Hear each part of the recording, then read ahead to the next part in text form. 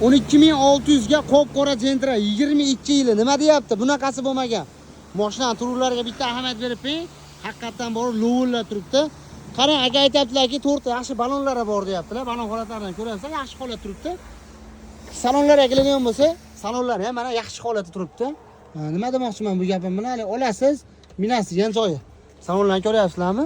Bunaqasi realni bo'lmagan. Aka yurgani qancha? 70 ming deyapti, probeg yurgan deyapti. Orqasida 48 tali injektor propallarigacha bor deyapti. Optra farasi bor, amerikankasi bor, holati yaxshi. Kraskalari asfalt toza deyapti. Bir qator yana o'zini tekshirib olsa ham bo'ladi. Holatlarni ko'ryapsizlar, amerikankalari ham bor ekan, holati haqiqatan idealni. Narxi o'sha aytganlarida 12600 ga bo'lsa berib yuboraman deyapti.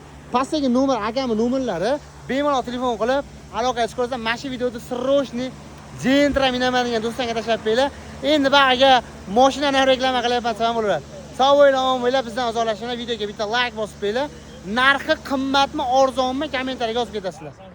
Sog' bo'ling.